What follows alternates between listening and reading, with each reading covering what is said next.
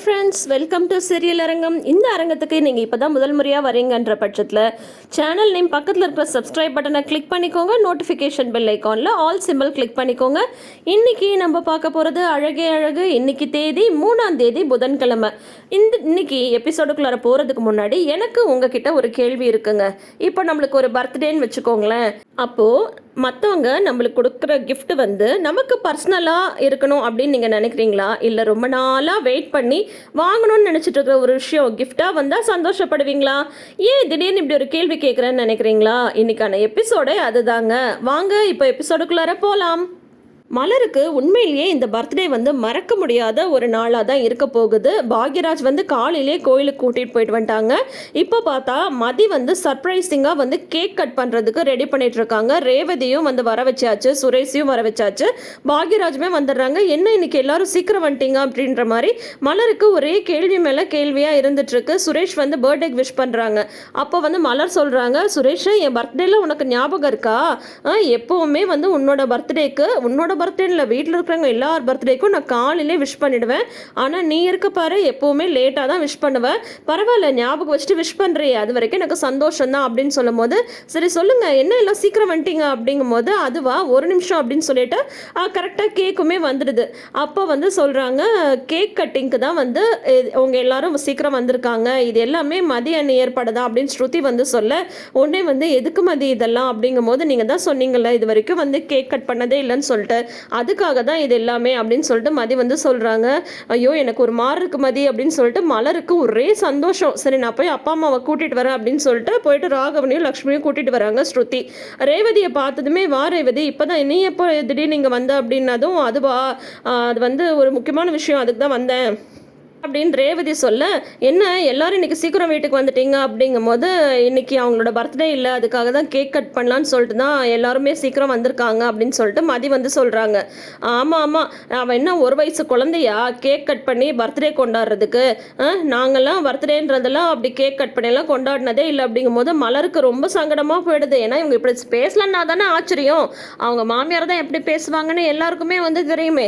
உடனே மதி வந்து சொல்கிறாங்க, ஒரு வயசு குழந்தையா இருந்தால் தான் பர்த்டே வந்து கேக் கட் பண்ணணும்னு இல்லை, யார் வேணால் வந்து கட் பண்ணலாம் அப்படின்னதும் உடனே ஸ்ருதி சொல்கிறாங்க, நீ ஒன்றும் கவலைப்படாதம்மா, உன்னோட பிறந்த நாளைக்கு இந்த வருஷம் கேக் கட் பண்ணலாம் அப்படின்னதும், எனக்கு ஒன்றும் அந்த மாதிரி ஆசைலாம் இல்லை அப்படின்றாங்க. ஆனால் அவங்களுக்குமே எல்லா ஆசைகளும் இருக்குது.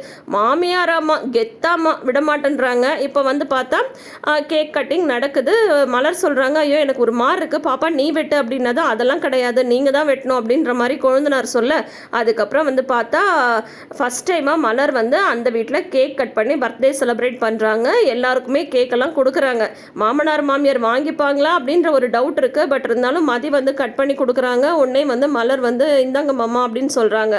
உடனே மதி சொல்றாங்க, அவங்களுக்கு தான் சுகர் இருக்குல்ல, அவங்க கேக்கெல்லாம் சாப்பிடலாமா அப்படின்னு சொல்லிட்டு கேட்கும்போது, உடனே வந்து ஒரு நாள் கேக் சாப்பிட்டா ஒன்றும் ஆகாது அப்படின்ற மாதிரி அவங்க மாமியார் வந்து சொல்ல, உடனே வந்து கேக் சாப்பிட்றாங்க எல்லாரும். அதுக்கப்புறம் வந்து பார்த்தா கிஃப்ட் செஷன். ஃபஸ்ட்டு வந்து பார்த்தா ரேவதி வந்து ஒரு கிஃப்ட் வந்து கொடுக்குறாங்க. அது வந்து ஒரு பர்ஸு, மலருக்கு வந்து ரொம்பவே யூஸ்ஃபுல்லாக இருக்கிற ஒரு விஷயம். அப்புறம் வந்து பார்த்தா மதி வந்து வாட்ச் வந்து கிஃப்ட் பண்ணுறாங்க.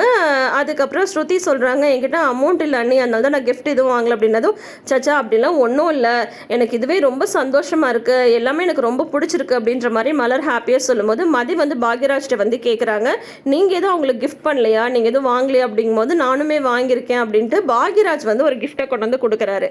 அது என்னன்னு பார்த்தீங்கன்னா ஒரு மிக்சர் கிரைண்டர். ஓகேங்களா, மலர் வந்து அடிக்கடி பாக்யராஜ் வந்து கேட்பாங்க, ஐயோ இந்த மிக்ஸி வச்சுட்டு என்னால் ஒன்றும் முடியல, பாதி அரைச்சிட்டு எடுத்து அம்மிலையும் ஆட்டுக்கல்லையும் அரைக்க வேண்டியதாக இருக்குது, முதல்ல இந்த மிக்ஸியை மாற்றணும், இதை மாற்றணும் நான் எத்தனை நாளாக நினச்சிட்டு இருக்கேன்னு ஃபஸ்ட் எபிசோட்லேருந்தே வந்து சொல்லிட்டு இருப்பாங்க.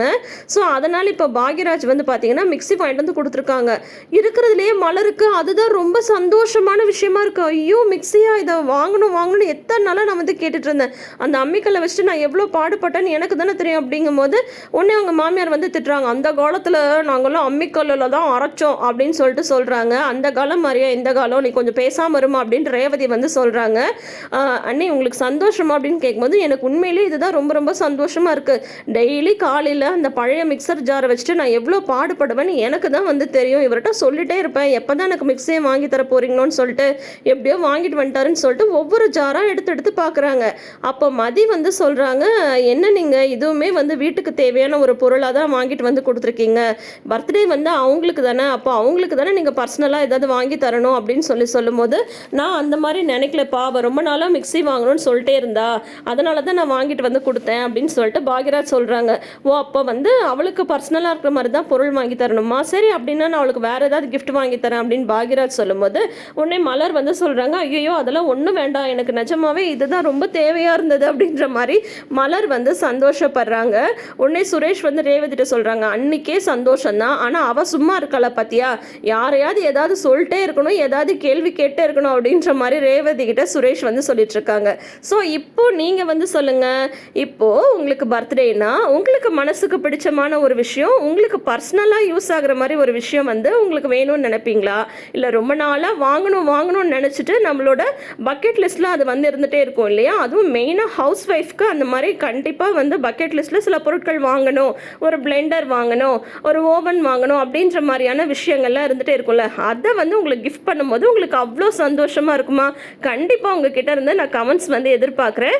ஸோ எது உங்களுக்கு ரொம்ப பிடிக்குன்றதை மறைக்காமல் கமெண்ட் செஷனில் சொல்லுங்கள். நான் வந்து வீட்டுக்கு வாங்கணும்னு நினைக்கிற பொருளை டக்குன்னு சர்ப்ரைஸாக எனக்கு வாங்கி கொடுத்தாதாங்க நான் வந்து ரொம்ப சந்தோஷப்படுவேன். ஏன்னா எல்லாருக்குமே வந்து வீட்டில் இருக்கிற பெண்களுக்காக இருந்தாலும் சரி, இல்லை வேலைக்கு போகிற பெண்களுக்காக இருந்தாலும் சரி, வீட்டுக்கு யூஸ் ஆகிற மாதிரியான திங்ஸ் வாங்கணுன்றது நம்மளோட பக்கெட் லிஸ்ட்டில் இருந்துகிட்டே இருக்கும். கடைக்கு போகும்போதெல்லாம் அதோட ரேட்டை வந்து பார்ப்போம் வைப்போம் இந்த மாதிரி எல்லாருக்குமே நடந்திருக்கும் இல்லையா, அதை வந்து டக்குன்னு ஒரு நாள் வாங்கி கொடுத்தாங்கன்னு வைங்களேன், அவ்வளோ சந்தோஷமாக இருக்கும். அந்த மாதிரி சந்தோஷம்லாம் எனக்கு வந்து கிடச்சிருக்கு, உங்களுக்கும் கிடச்சிருக்கான்றதை மறக்காமல் ஷேர் பண்ணுங்கள்.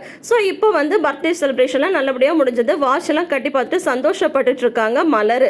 இந்த சந்தோஷம் இப்படி இருக்குமா, தங்கராஜ்னு ஒரு கேரக்டர் இருக்குல்ல, இப்போ அங்கே வீட்டில் வந்து குழந்தைங்கள விட்டுட்டு வந்திருக்காங்க இல்லையா ரேவதி, குட்டி பசங்க பாட்டியை படுத்ததுனா செய்வாங்க. தங்கராஜ் வந்து வீட்டுக்கு வந்ததும் ரேவதி எங்கன்னு கேட்க, அவள் வந்து கோயிலுக்கு போயிருக்கா அப்படின்னது, கோயிலுக்கு போய்ட்டு வரதுக்கு இவ்வளோ நேரமா அப்படின்னு கேட்கும்போது, உன் பொண்டாட்டிக்கு பக்கத்தில் இருக்கிற கோயிலில் போய் சாமி கும்பிட்டாலாம் ஆகாது, 10 கிலோமீட்டர் தள்ளியில் போயிருக்கா சாமி கும்பிட்றதுக்கு அப்படின்ற மாதிரி வந்து சொல்லிட்டு இருக்கும்போது, கரெக்டாக தங்கராஜ்க்கு வந்து பஞ்சாயத்துக்காக ஒரு ஃபோன் வருது. அப்போ வந்து இந்த மாதிரி நான் போலீஸ் ஸ்டேஷனில் போய் பார்த்தேன், அங்கே வந்து சப் இன்ஸ்பெக்டர் இல்லை அப்படின்னு சொன்னதும், மச்சான் தானே நான் பேசுகிறேன் அப்படின்ட்டு இவர் வந்து சுரேஷ்க்கு ஃபோன் அடிக்க, அப்போ ரேவதி வந்து வீட்டில் தான் இருக்காங்கன்ற விஷயத்த சொல்லிடுறாரு சுரேஷ்.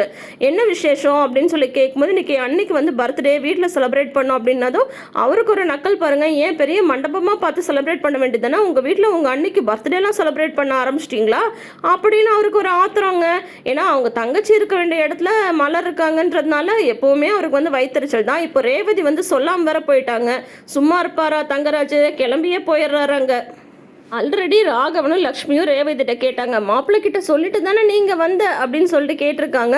ஆமான்னு வேற ரேவதியை சொல்லி வச்சுருக்காங்க. இப்போ சொல்லாமல் தான் வந்தாங்கன்னு தெரிஞ்சால் முதல்ல அவங்க அப்பா அம்மா திட்டுவாங்க.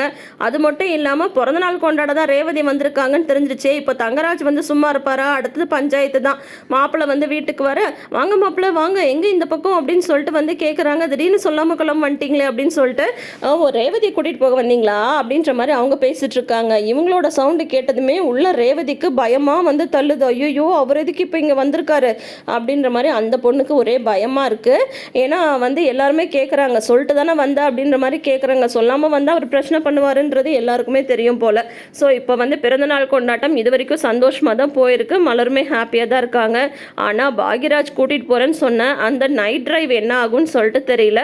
டெஃபினட்டாக ஏதாவது மதிய பிளான் பண்ணுவாங்க, மலரோட சந்தோஷம் குறையக்கூடாதுன்னு சொல்லிட்டு என்ன நடக்குதுன்னு வெயிட் பண்ணி பார்ப்போம். உங்களுக்கு இந்த வீடியோ பிடிச்சிருந்ததுன்னா வீடியோக்கு ஒரு லைக் பண்ணுங்கள். இந்த சேனலை நீங்கள் இப்போ தான் ஃபஸ்ட் டைம் பார்க்குறீங்க அப்படின்ற மாதிரி இருந்தால் சேனல் பக்கத்தில் இருக்கிற சப்ஸ்கிரைப் பட்டனை கிளிக் பண்ணிக்கோங்க. இந்த சீரியல் அரங்கத்தை நிறைவாக வந்து ஆக்க வேண்டியது உங்களோட பொறுப்பும் கூட. தேங்க்யூ.